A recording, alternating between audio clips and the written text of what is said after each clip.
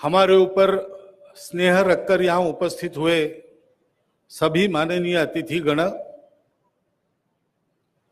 उपस्थित नागरिक सज्जन, माता भगिनी,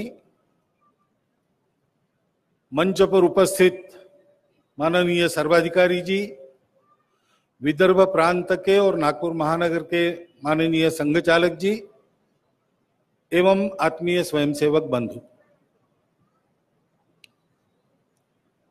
प्रतिवर्ष नागपुर में तृतीय वर्ष का वर्ग लगता है और प्रतिवर्ष उसका प्रकट समापन कार्यक्रम होता है। ऐसे जो हमारे कार्यक्रम होते हैं उसमें संघ स्थापना के समय से हमारी ये परंपरा रही है कि देश के सज्जनों को हम आमंत्रित करते हैं, जिनको आना संभव है वो हमारा निमंत्रण स्वीकार करते हैं और यहां पर आते हैं। संघ का स्वरूप देखते हैं, अपने तरफ से अपनी कुछ बात कहते हैं, उसको पाथेय रूप में स्वीकार कर उसका चिंतन करते हुए हम आगे बढ़ते हैं। उस परंपरा के अनुसार ही आज का भी कार्यक्रम नागपुरवासी सब जानते हैं, सरलता से सहज रीति से संपन्न हो रहा है। परंतु इस बार उसकी कुछ विषय चर्चा चली। वास्तव में एक स्वाभाविक नित्य क्रम में होने वाला यह प्रसंग है, उसके पक्ष में और विपक्ष में जो चर्चा होती है उसका कोई अर्थ नहीं है। यह प्रतिवर्ष जैसे होता है वैसे होता है, वैसा ही हुआ है। डॉक्टर प्रणब मुखर्जी साहब से हम परिचित हुए, सारा देश पहले से ही जानता है। अत्यंत समृद्ध, ज्ञान समृद्ध, अनुभव समृद्ध ऐसा एक आदरणीय व्यक्तित्व हमारे पास है और ऐसे सज्जनों से पाथेय ग्रहण करने का लाभ हमको मिल रहा है, उसके लिए हम उनके कृतज्ञ हैं। हमने सहज रूप से उनको आमंत्रण दिया, उन्होंने हमारे हृदय का स्नेह पहचान कर सम्मति दी और वहां यहां उपस्थित है। एक सहज स्वाभाविक बात है। उनको कैसे बुलाया और वो क्यों जा रहे हैं, ये चर्चा निरर्थक है। संघ संघ है, डॉक्टर प्रणब मुखर्जी है और रहेंगे। परंतु हम निमंत्रण इसलिए देते हैं कि राष्ट्रीय स्वयंसेवक संघ के नाते संघ वाले नाम से देश में कोई बड़ा प्रभावी ग्रुप खड़ा करे जो देश के सारे क्रियाकलापों पर अपना स्वामित्व चलाए। इस आकांक्षा को लेकर संघ का काम नहीं चला है। हिंदू समाज में एक अलग प्रभावी संगठन खड़ा करने के लिए संघ नहीं है। संघ तो संपूर्ण समाज को संगठित करना चाहता है और इसलिए हमारे लिए कोई पराया नहीं है। और वास्तव में किसी भारतवासी के लिए दूसरा कोई भारतवासी पराया नहीं है। विविधता में एकता, ये अपने देश की हजारों वर्षों से परंपरा रही है। हम भारतवासी हैं या नहीं, क्या है? संयोग से इस धरती पर जन्मे या यहां पैदा हुए इसलिए हम केवल भारतवासी नहीं है। ये केवल नागरिकता की बात नहीं है। भारत की धरती पर जन्मा प्रत्येक व्यक्ति भारत पुत्र है। इस मातृभूमि की निस्सीम भाव से भक्ति करना उसका काम है और जैसे जैसे उसको समझ में आता है, छोटे तरीके से बड़ी तरीके से सभी लोग ऐसा करते हैं।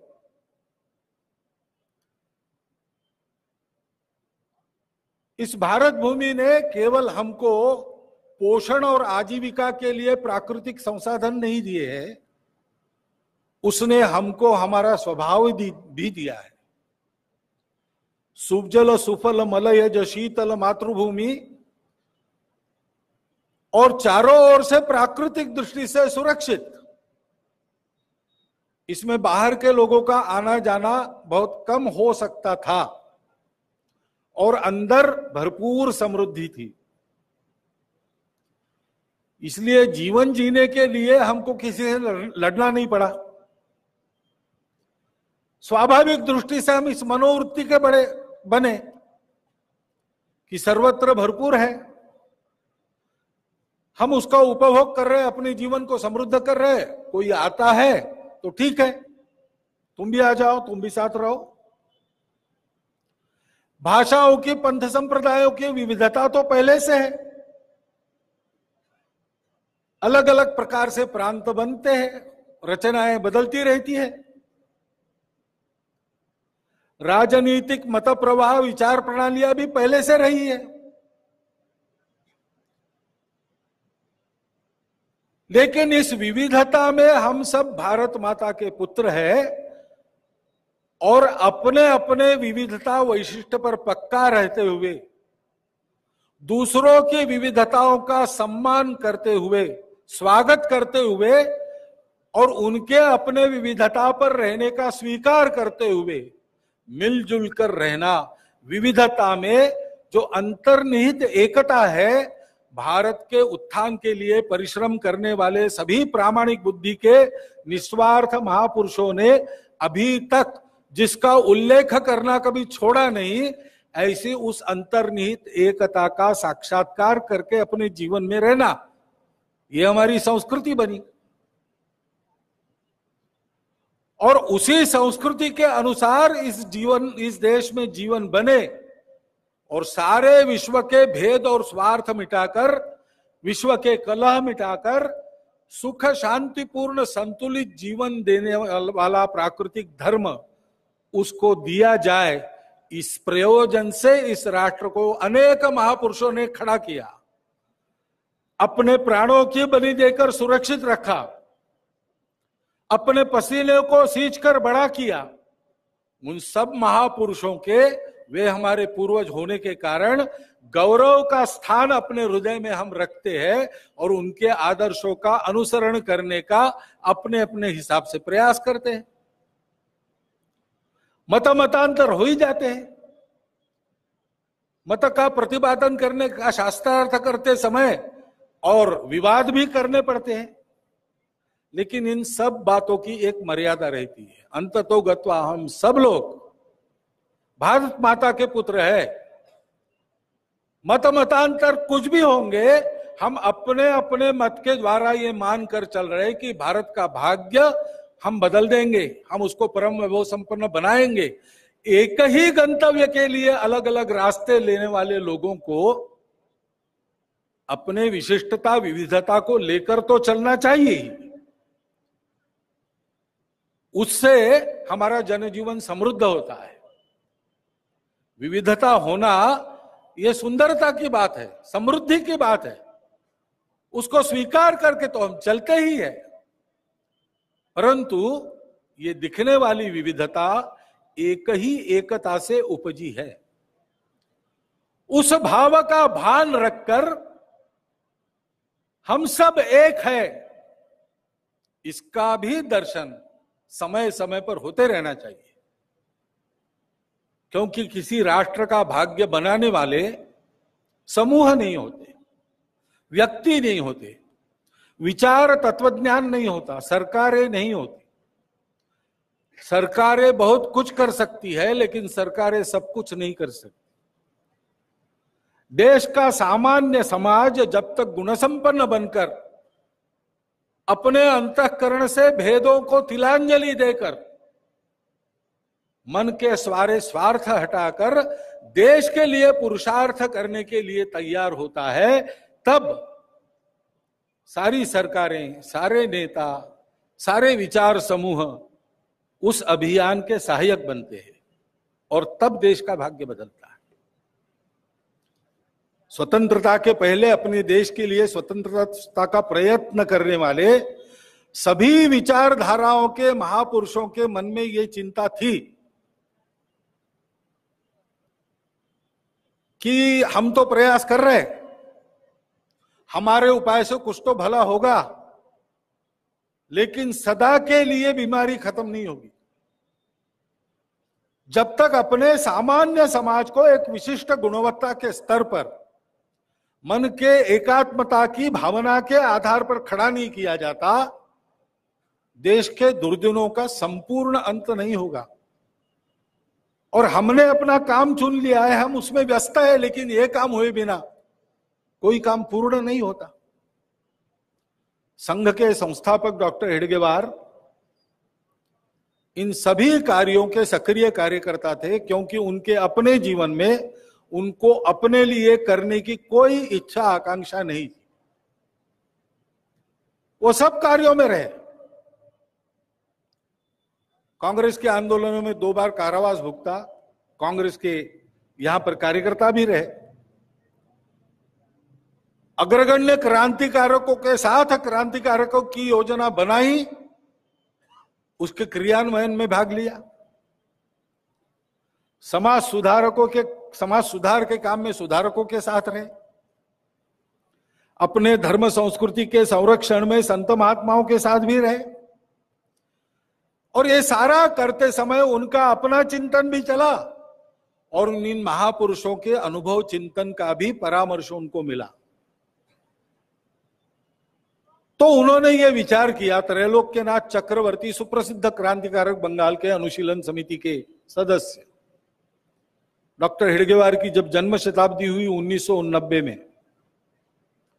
तो उस जन्म शताब्दी समिति का सदस्य बनने का अनुरोध करने के लिए वो दिल्ली में थे। उस समय दिल्ली में हमारे कार्यकर्ता उनसे मिले, तो उन्होंने कहा कि 1911 में डॉक्टर हेडगेवार कोलकाता में मेरे घर आए थे और तब की चर्चा में उन्होंने ये बात कही थी कि समाज को खड़ा किए बिना कोई भला काम सफल होना संभव नहीं लगता। और आगे उन्होंने कहा था कि लगता है कि ये काम मुझे ही करना पड़ेगा। सब लोग बड़े बड़े कामों में व्यस्त हैं, अच्छे लोग हैं, वरिष्ठ लोग हैं, बहुत गहरे और बहुत ऊंचे लोग हैं, इसलिए उन कामों की चिंता उन पर छोड़ दिए तो भी काम चलेगा, लेकिन ये काम करने वाला कोई नहीं।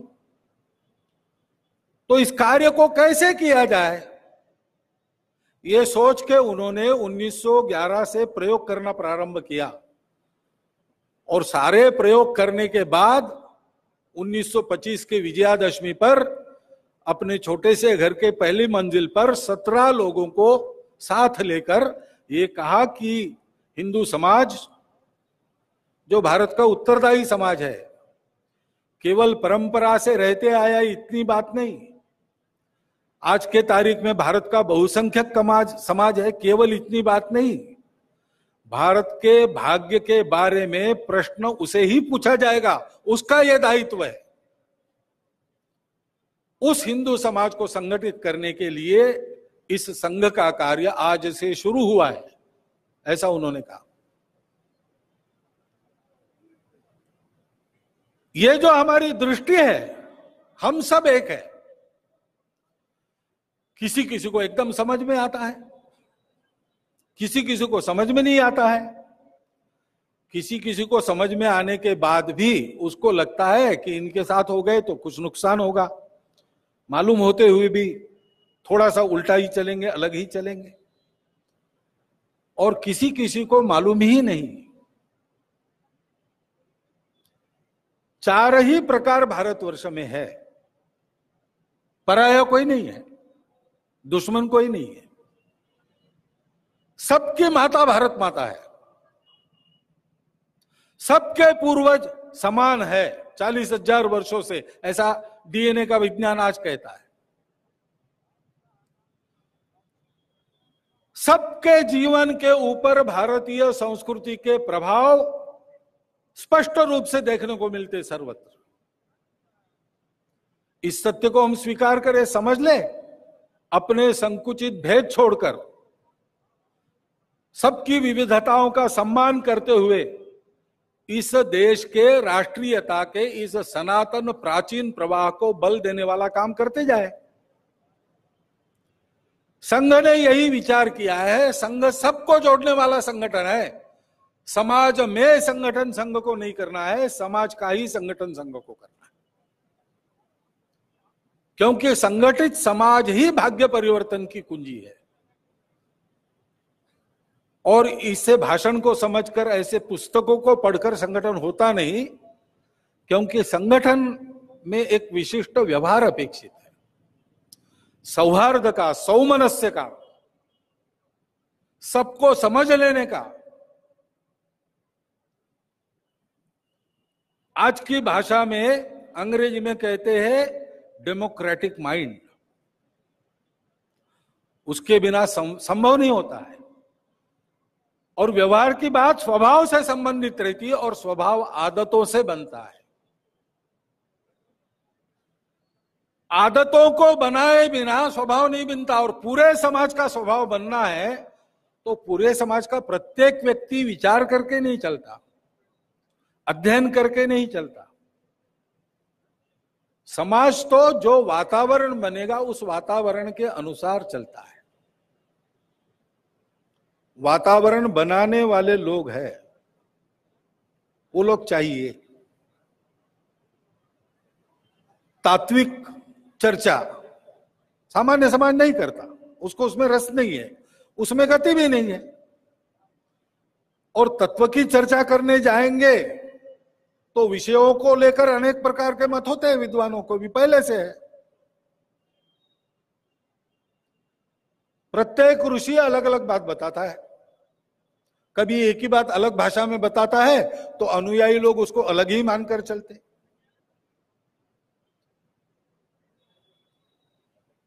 किसका प्रमाण माने? श्रुति स्मृति सब में फर्क है। श्रुतिर विभिन्ना श्रुतयस्य भिन्ना नयको मुनिर यस्य वच प्रमाणम। धर्मस्य तत्वम, समाज को जोड़ने वाला ये जो धर्म है, समाज को बिखरने न देने वाला ये जो धर्म है, समाज को उन्नत करके अभ्युदय और निश्रेयस की प्राप्ति करा देने वाला, समाज के व्यवहार को संतुलित करने वाला ये जो धर्म है, धर्मस्य तत्वम निहितम गुहाया, उसका तत्व गुप्त रहता है। उसको पाने के लिए तपस्या करनी पड़ती है। सब लोग तपस्या नहीं करते, थोड़े लोग होते। सब लोग क्या करते हैं? महाजनो ये न गतस्स पंथा, समाज के श्रेष्ठ लोग जैसे चलते वैसे चलते हैं। यद्यदाचरति श्रेष्ठ तत्तदेवेतरो जना स यत् प्रमाणम कुरुते लोकस्तदनुवर्तते।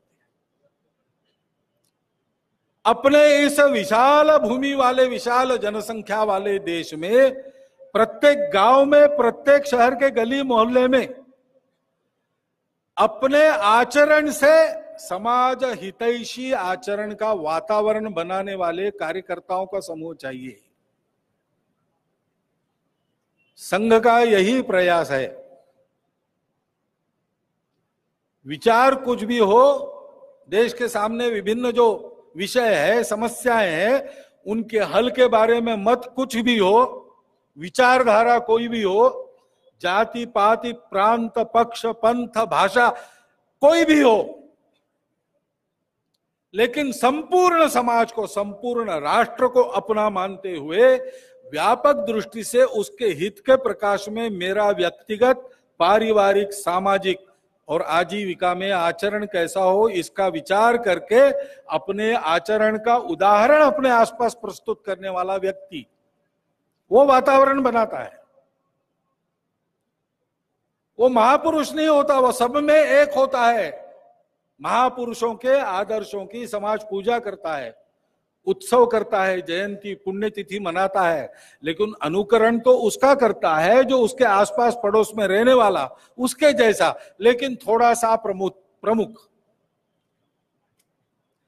ऐसे उदाहरण अपने जीवन से उपस्थित करने वाले कार्यकर्ता चाहिए। आदर्श हमारे पास भरपूर है, कमी नहीं है, सुविचार की कमी नहीं है, श्रेष्ठतम तत्वज्ञान हमारे पास है,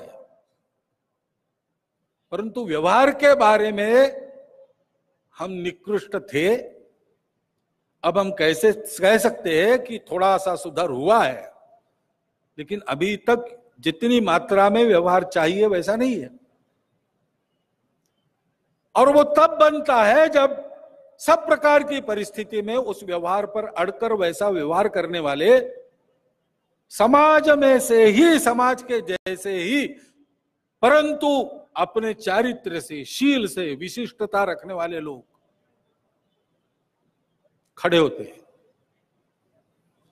ऐसे लोग देश भर में खड़े करने का प्रयास राष्ट्रीय स्वयंसेवक संघ का है, क्योंकि सारे समाज के एक विशिष्ट दृष्टि से चलने की आवश्यकता है। कार्य कोई भी संपन्न होता है तो शक्ति के आधार पर संपन्न होता है। किसी भी कार्य को करने के लिए शक्ति चाहिए, ये जीवन का नियम है, विज्ञान सिद्ध नियम है। और शक्ति संगठन में होती है, सबने मिलके काम करने में होती है। और शक्ति को अगर शील का आधार नहीं रहा तो वह शक्ति दानवी शक्ति बनती है। अच्छी बातों का उपयोग बुरे कामों में होता है। विद्या विवादाय धनम मदाय शक्ति परेशान परपीडनाय। विद्या प्राप्त लोग विवाद में समय गवाते हैं, सहमति नहीं बनाते। विद्या के आधार पर सहमति बननी चाहिए, लेकिन विवाद चलते हैं। धनपति लोग धन के मद में चूर हो जाते हैं, धन का वो उपयोग नहीं है। और शक्ति दूसरों के सब बातों की इच्छा करना और दूसरों को पीड़ा देना, वो प्राप्त करने के लिए इसलिए करते हैं। कौन करते हैं? दुष्ट लोग करते हैं। खलस्य विद्या विवादाय धनम मदाय शक्ति परेशान परपीडनाय खलस्य साधो विपरीतम एतत्। सज्जनों की गति उल्टी चलती है। ज्ञानाय दानाय च रक्षणाय। विद्या का उपयोग समाज में ज्ञान बढ़ाने के लिए करते हैं, धन का उपयोग दान में करते हैं, और शक्ति का उपयोग रक्षण के लिए करते हैं, दुर्बलों का रक्षण करते हैं। शक्ति को शील का आधार चाहिए, बिना उसके अनियंत्रित शक्ति, ये खतरे वाली बात है। और इसलिए उस शक्ति की उत्पत्ति, उस शील की उत्पत्ति समाज के आज के स्थिति में सब संकटों से, समस्याओं से उबार कर समाज श्रेय का मार्ग चलने लगे, ऐसे ज्ञान की आराधना, सब परिस्थितियों में अपनी तपस्या पर अडिग रहने के लिए वीरव्रत की आराधना,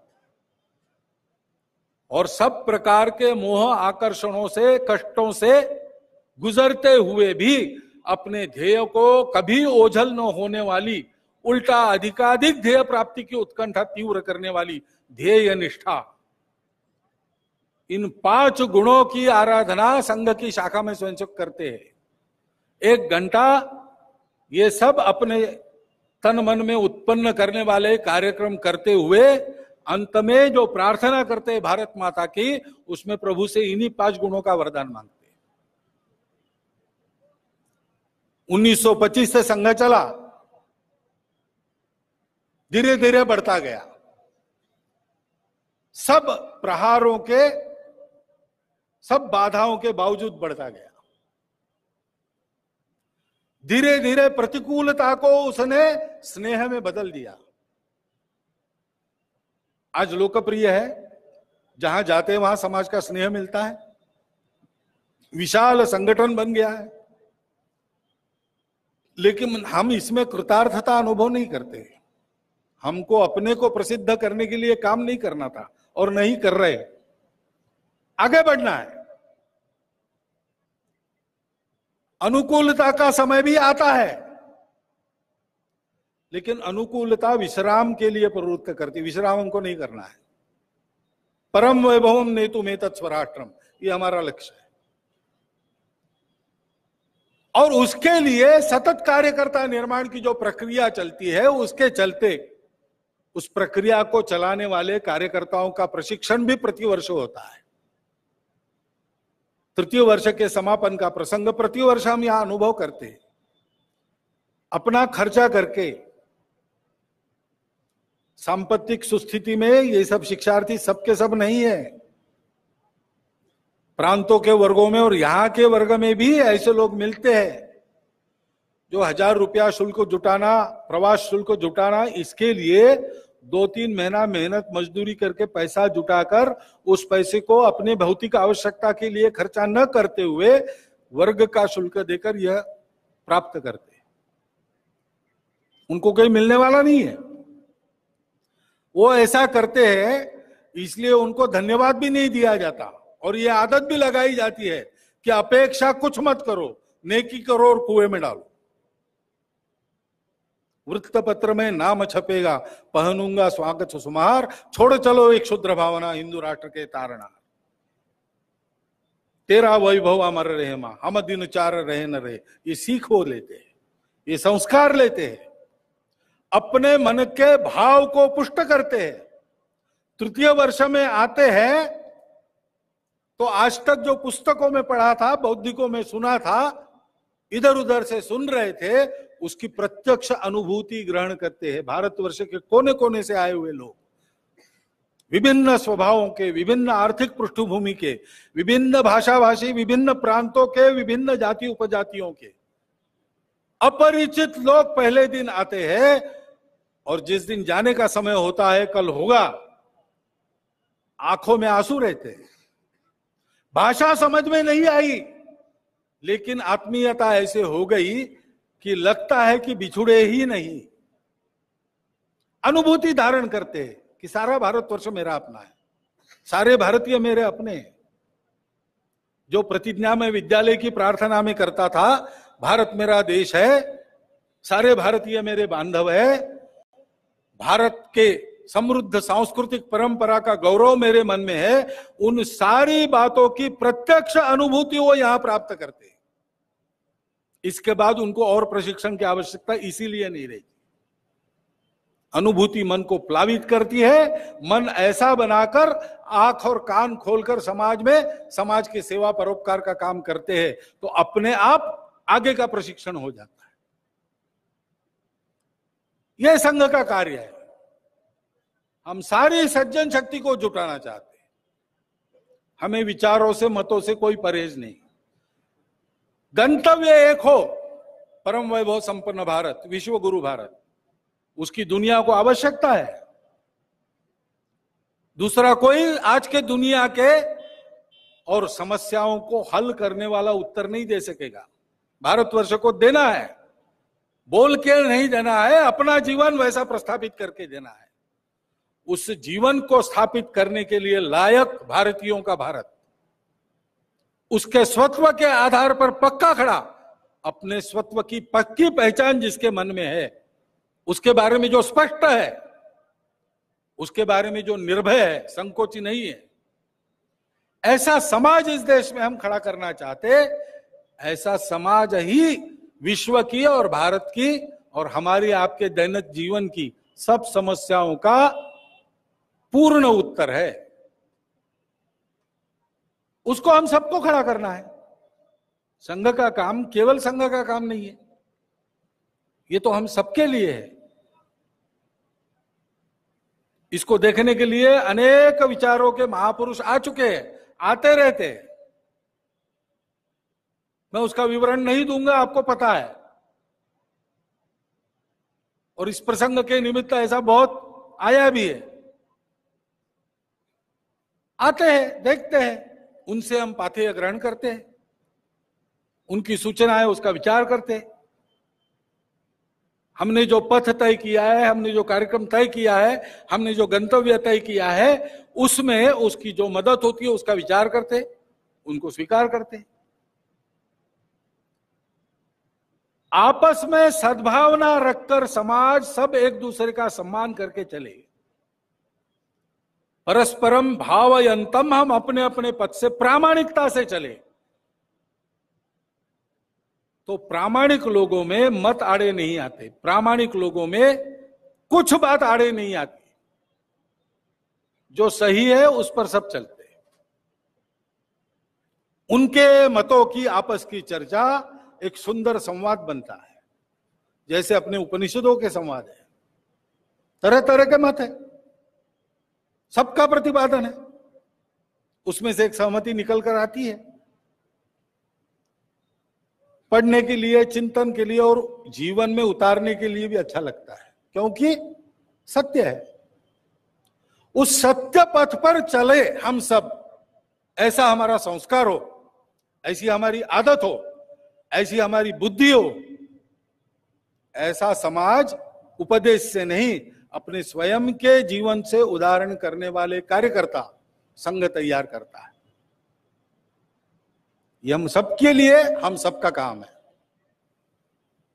और इसलिए मैं आपको आह्वान करता हूं कि इस कार्य को प्रत्यक्ष देखिए। जो कुछ मैंने अभी तक कहा वो वास्तव में है कि नहीं, इसका पड़ताल कीजिए। और आपको लगा कि ऐसा है तो ये सर्वहित का कार्य है, इसमें आप भी सहभागी होइए। संघ को परखे, अंदर से परखे। आना जाना अपने मर्जी की बात है, यहां पर मन मर्जी का काम है। सब आ सकते हैं, सब परख सकते हैं और परख कर अपना भाव बना सकते हैं। जैसा बनेगा वो बनेगा, हमको उसकी चिंता नहीं। हम क्या है हम जानते हैं, हम जो है वैसे दिखते हैं, हम जो है वही हम करते हैं। सबके प्रति सद्भाव रखकर, किसी का विरोध मन में न रखकर हम अपने पथ पर दृढ़ता पूर्वक आगे चल रहे हैं। लेकिन ये केवल हम करेंगे तो नहीं होगा, पूरे समाज का ये काम है। सारे समाज को इस मार्ग को परखना चाहिए और अगर ठीक लगता है तो इसके सहयोगी बनना चाहिए। एक आह्वान मैं आपके सामने रखता हूं और मेरी बात समाप्त करते हुए आदरणीय डॉक्टर प्रणब मुखर्जी को अनुरोध करता हूं कि अपना पाथेय हम सब लोगों को प्रदान करे। वो अंग्रेजी भाषा में बोलेंगे, कान देकर सुनिए तो समझ में भी आएगा।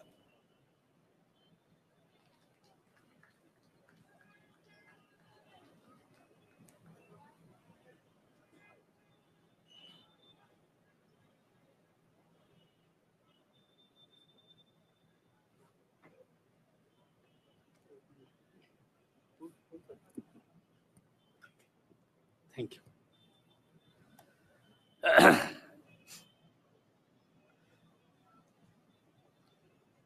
सरसंघ चालक डॉक्टर मोहन भागवत जी, श्री गजेंद्र सिंह संधू सर्वाधिकारी, श्री राजेश लोया नागपुर महानगर संघ चालक, श्री रामजी हराकरे विदर्भ प्रांत संघ चालक, distinguished participants, ladies and gentlemen. Today I am here amidst you to share my understanding with you the concepts of nation, nationalism and patriotism in the context of India, that is Bharat. These three concepts are so closely intertwined that it is difficult to discuss any one of them in isolation. Let us make a beginning with the dictionary meaning of these three words. Nation is defined as a large group of people sharing the same culture, language or history, and inhabiting a particular state or area. Nationalism is defined as identification with one's own nation and support for the interests, especially to the exclusion of interests of other states. Patriotism is defined as devotion to and vigorous support for one's own country. Let us examine these three concepts in the context of India. India was an open society globally connected along the Silk Route and Spice Routes. These busy highways of commerce and conquest witnessed a free exchange of culture, faith, invention, as merchants, scholars, conquerors, and sages traversed mountain and desert and sailed the oceans. Buddhism reached Central Asia, China, and Southeast Asia together with Hindu influences. Many ancient travelers came to India and gave their account. Greek traveler Megasthenes came in the 4th century BC. Chinese traveler Fa Hien came in the 5th century AD. And Chinese traveler Huanshan came in the 7th century AD. All of them have described India as having the efficient administrative systems with planned settlements and good infrastructure. In education, Takshashila, Nalanda, Vikramshila, Pahlavi, Sompura, and Odanpuri comprised the ancient university system in India that dominated the world for almost 1800 years, beginning with 6th century BC. They were magnets to attract the finest minds and scholars from all over the world. In the liberal environment of these institutions, creativity found full form, art, literature, and scholarship flourished. Chanakya's Arthashastra, an authoritative text on the statecraft, was also written during this period. India was a state long before the concept of the European nation-state, which gained ground after the Treaty of Westphalia in 1648. Their model was a defined territory, a single language, shared religion, and a common enemy. That was the model which led to the formation of various nation-states in Europe. On the other hand, in stark contrast to that concept,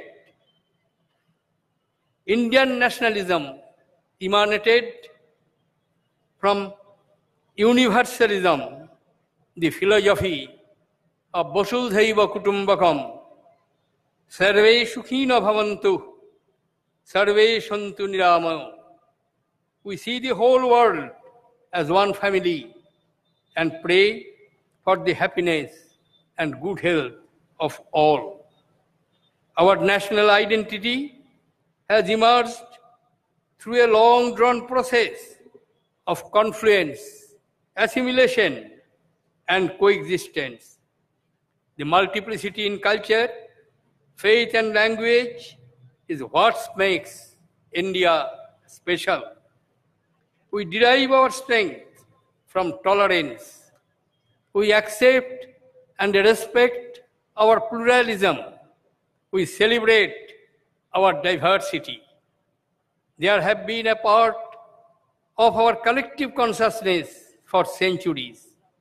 Any attempt at defining our nationhood in terms of dogma and identities of religion, region, hatred, and intolerance will only lead to the dilution of our national identity.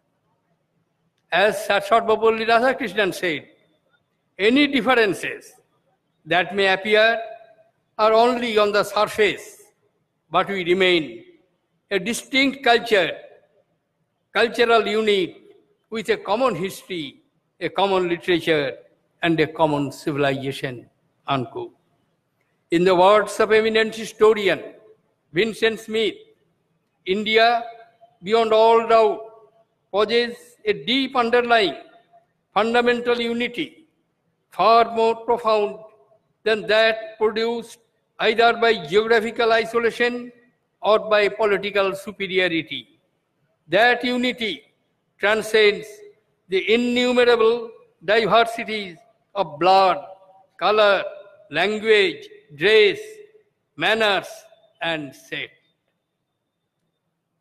If we have a quick look at the history, the emergence of Indian state can be traced back to the days of Mahajanapadas in the 6th century BC. In the 4th century BC, Chandragupta Maurya established a powerful empire in the northwest and northern part of India. Emperor Ashoka was the most illustrious king of this dynasty, whose reign has been described as the brightest interlude in the troubled history of mankind. It was he who, at the height of victory, converted the sounds of Bheri-Ghosho, war drum, into the sounds of Dhamma-Ghosho, sound of the drum preaching peace, fraternity, and love. After Maurya dynasty, again India was broken into small kingdoms, spreading all over the area. Then came the Gupta dynasty, around 3rd century AD.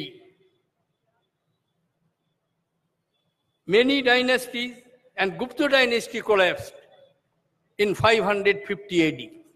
Many dynasties, powerful kingdoms, ruled India in northern and southern part. In the 12th century AD, after losing the battle at Tarain, Delhi was captured by the Muslim invaders. The next 600 years were the Muslim rules, and which was finally taken over by a mercantile company, East India Company, winning the battle at Plassey in 1757, and thereafter, with the success in 3 battles of Arcot, a mercantile company, East India Company, captured a large part of territory in eastern India and southern India. A size, big chunk of the West India, the British Emperor received as a gift, marriage gift, which was also annexed to the administration of East India Company. East India Company, for the facilitating of a centralized modern administrative structure, established the institution of the Governor General, located at Fort William in Calcutta in 1774, and 2 other governors, one at Madras and another at Bombay. However, after the First War of Independence in 1857, through a proclamation of the Queen, the administration of this vast land was transferred to the British sovereign, and an institution was created in the British cabinet system, which was known for the Secretary of States. However, a particular point is to be kept in mind. Throughout the period of 2,500 years of changing political fortunes and conquests, the 5,000-year-old civilizational continuity remained unbroken. In fact, Each conqueror and each foreign element had been absorbed to form a new synthesis and unity. Poet Rabindranath Tagore very beautifully and magnificently described. I am quoting 2 lines and I am saying it in Bengali, and thereafter I will translate in English. Keho nahi jane, karao bhane, koto manusher dhara, durbar srote, elo kotha hote, সমুদ্রে হলো হারা. No one knows at whose beckoning call how many streams of humanity came in indomitable waves from all over the world, over the millennia, and mingled like rivers into the vast ocean and created an individual soul that is called Bharat. Distinguished participants, the concept of modern Indian states were articulated by various scholars, philosophers, thinkers, and political leaders. From the platform of Indian National Congress, Sir Surendranath Banerjee, in his presidential address in 1895, and in his autobiography, which is known as A Nation in the Making, conceptualized the Indian nationalism. This nationalism comprised all Indians living in the British Indian provinces and 565 princely ruled states in India. When Bal Gangadhar Tilak, a great patriot, gave voice to the phrase coined by Barrister Joseph Baptista, Swaraj is my birthright and I shall have it. He referred to Swaraj for the people of whole India, encompassing various castes, creeds, religion spread across British India and princely states. This nation and nationalism was not bound by language, religion, or race. As Gandhiji explained, Indian nationalism was not exclusive, nor aggressive, nor destructive. It was this very nationalism that Pandit Jawaharlal Nehru so vividly expressed in the discovery of India, and I quote, "I am convinced that nationalism can only come out of the ideological fusion of Hindu, Muslims, Sikhs, and other groups in India. That does not mean the extinction of any real cultural or of any group, but it does mean a common national outlook to which other matters are subordinated," unquote.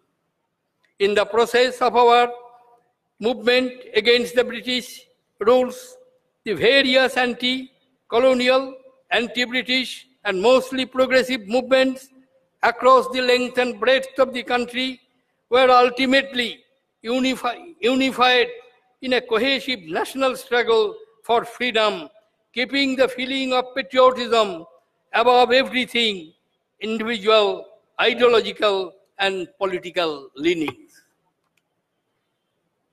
Ultimately, we won freedom in 1947.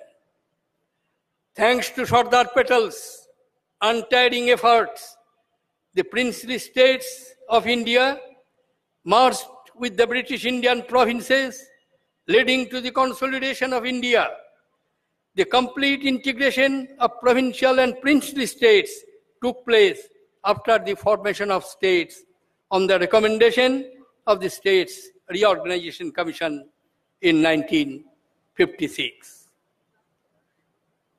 On 26 January 1950, the Constitution of India came into operation in a remarkable display of idealism and courage.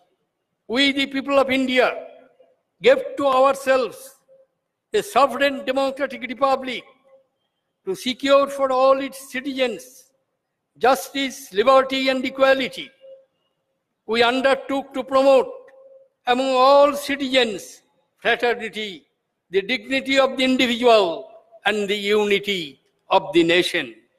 These ideals became the lodestar of the modern Indian states.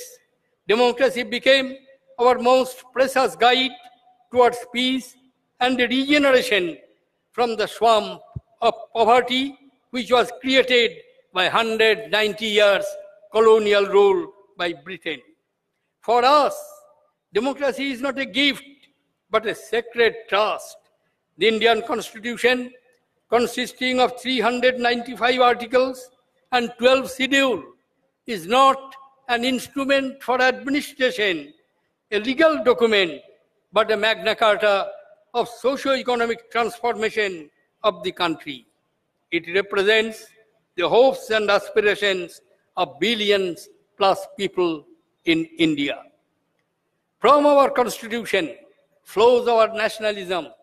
The construct of Indian nationalism is constitutional patriotism, which consists of an appreciation of our inherited and shared diversity, a readiness to enact one's citizenship at different levels, an ability to self-correct and learn from others. Distinguished guests, friends, I want to share with you some truths that I have internalized during my 50 years and more public life. As party activist, as member of parliament, as member of cabinet. The soul of India resides in pluralism and tolerance. This plurality of our society has come through assimilation of ideas over centuries. Secularism and inclusions are a matter of faith for us. It is our composite culture which makes us into a nation. India's nationhood is not one language, one religion, one entity. When I shut my eyes and dream of India, from Mizoram to Dwarka, from snow-capped Himalayan to way west, vast Cape Comorin, I mesmerize how it is possible 1.3 billion people use more than 122 languages and 1,600 dialects in their everyday life, practice 7 major religions in their everyday life, belong to 3 major ethnic groups, Caucasians, Dravidians, and Mongolites. Yet, under one system, one flag, one constitution, and one identity, which we may call Bharatiya, Indian. But we do not identify any enemy. That is, makes Bharat diverse and united nation. In a democracy, I believe informed and reasoned public engagement on all issues of national importance is essential. A dialogue is necessary not only to balance the competing interests, but also to reconcile them. Divergent strands in public discourse have to be recognized. We may argue, we may agree, we may not agree, but we cannot deny the essential prevalence of multiplicity of opinion. Only through a dialogue can we develop the understanding to solve the complex problems without an unhealthy strife within our polity. Peaceful coexistence, compassion, respect for life, and harmony with nature form the foundation of our civilization. Every time a child or a woman is brutalized, the soul of India is wounded.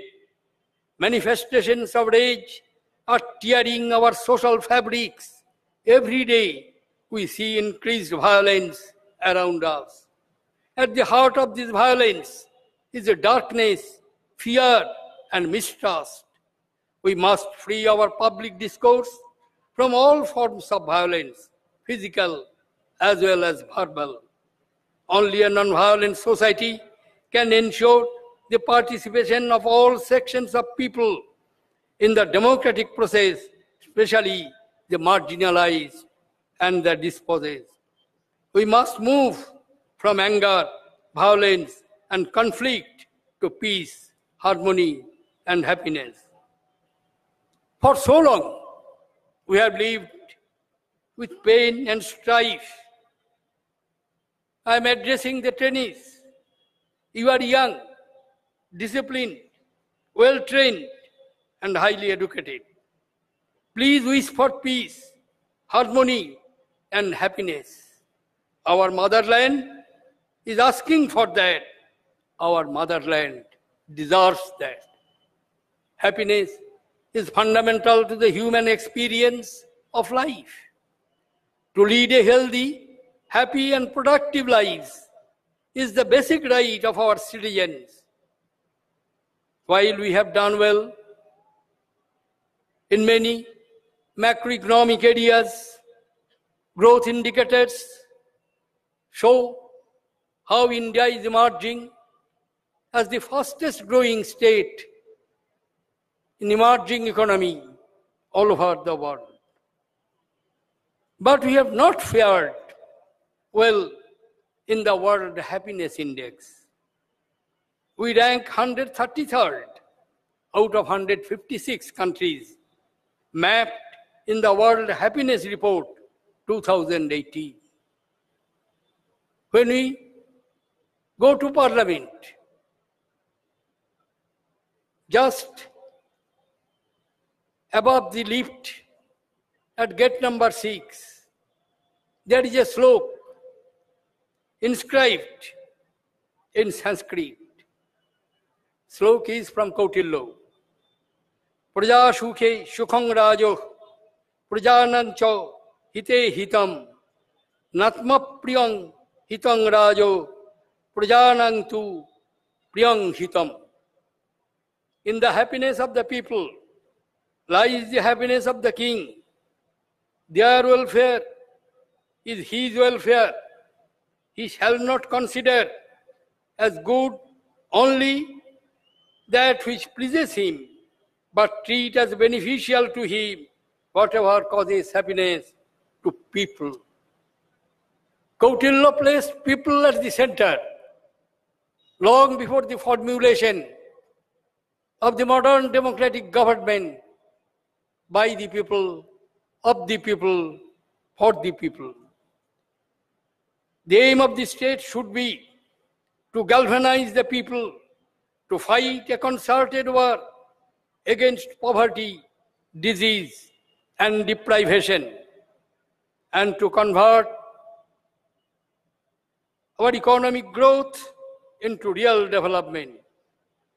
Let the objective of spreading peace, harmony, and happiness inform the formulation of our public policy and guide all the actions of our state and citizen in their everyday life. These and these only will be able to create a happy nation where nationalism flows uninterruptedly, automatically. Satsang Chalok Mohan Bhagwat ji, I beg your pardon as I have exceeded my time, which you were expecting me to speak for. Dhanabad. Thank you. Jai Hind. Vande Mataram.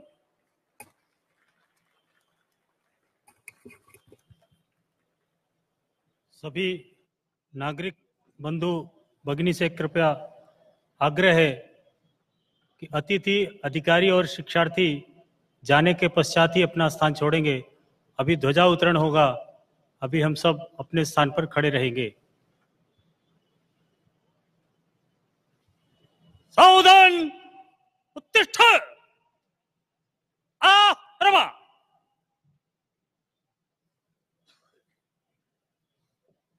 सावधान संघ तक्ष फौज प्रणाम। 1 2 3।